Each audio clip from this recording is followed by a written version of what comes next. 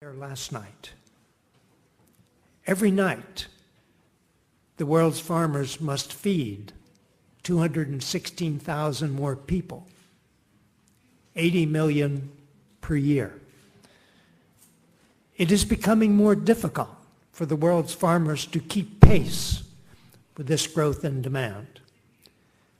But beyond that, we now also have rising affluence.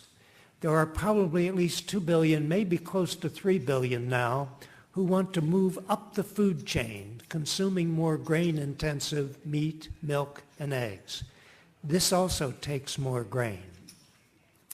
And then the third source of growing demand for grain in the world is to fuel cars. In the United States last year, we harvested 415 million tons of grain, the world's largest grain harvest. Of that, 1.6 million tons is going to ethanol distilleries to produce fuel for cars. What this means is that the world price of grain is now tied to the price of oil because we can convert grain in effect into oil, i.e. ethanol to fuel cars. So as the price of oil goes up, and all the projections are that oil prices will rise in the years ahead, whether it's from Deutsche Bank or Goldman Sachs or the World Bank or whatever, oil prices are going to go up.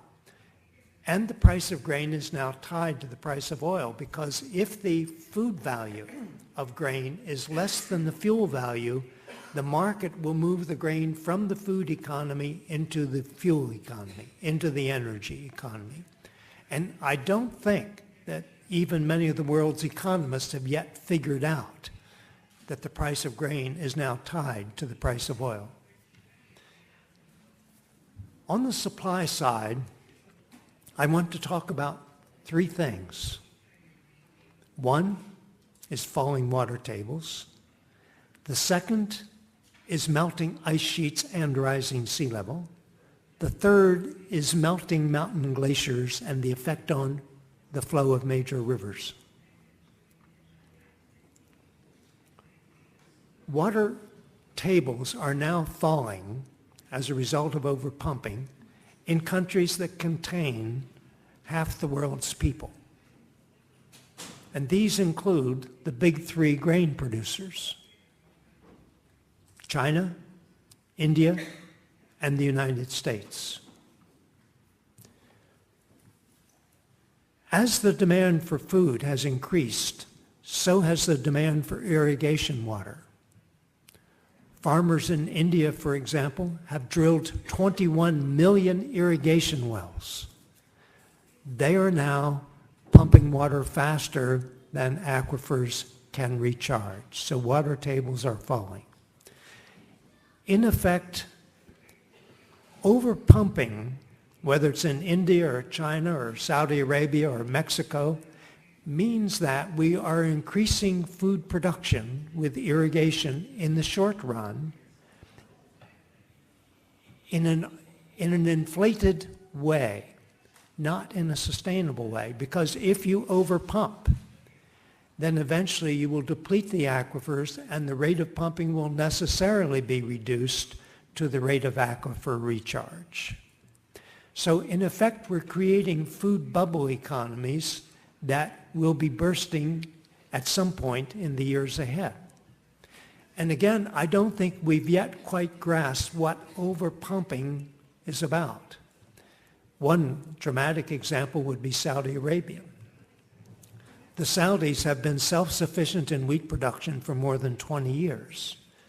And they have done this by tapping an aquifer. It's about 1 kilometer down. It's very deep. It's a fossil aquifer. It does not recharge. So when it's gone, it's gone.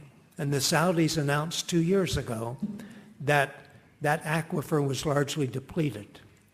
Their wheat production, which was nearly 3 million tons in 2007, in 2010 will be about 700,000 tons. So their grain harvest has dropped by more than 2/3 in 3 years, and we estimate that by 2012, the wells will virtually all be dry, and there will no longer be any wheat production in Saudi Arabia. Now, this is a small country, so it alone is not going to dramatically alter world grain markets. But it is an example of what happens, a particularly dramatic example of what happens when food bubbles start to burst.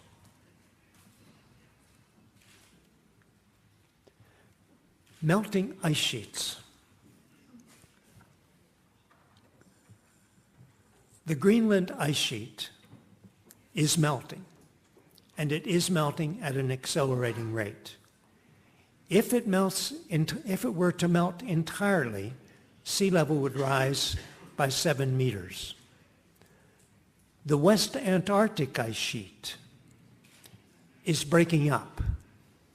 If it breaks up entirely, sea level rises by 5 meters. Now, neither of these is going to happen overnight. But the latest projections are that during this century, sea level could rise by up to 2 meters. Even a 1 meter rise in sea level would inundate half of the rice land in Bangladesh. And there's a World Bank map on this.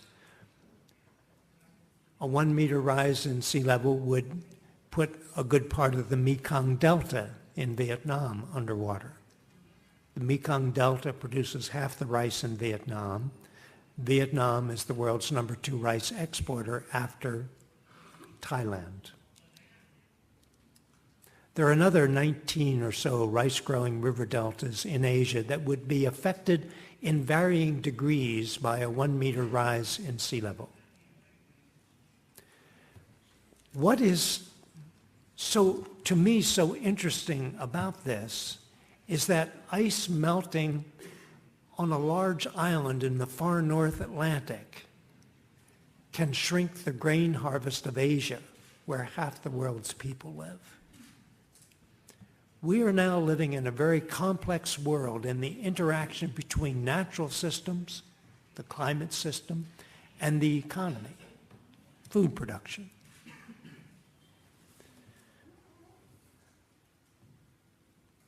The other ice melting trend that is of growing concern is the melting of the glaciers, is the melting of mountain glaciers.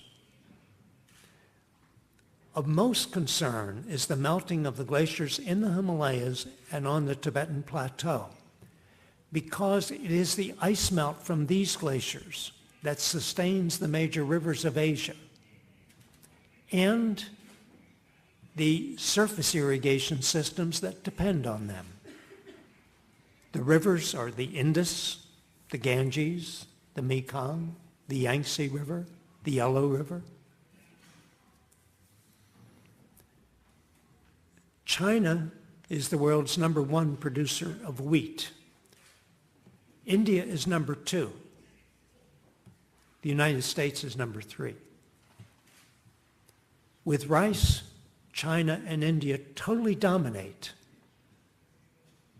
the world rice harvest. What happens to the glaciers in the Himalayas and on the Tibetan Plateau will affect food prices for the entire world. We have never seen such a massive projected threat to future food security as we now see with the melting of the Himalayan and Tibetan glaciers.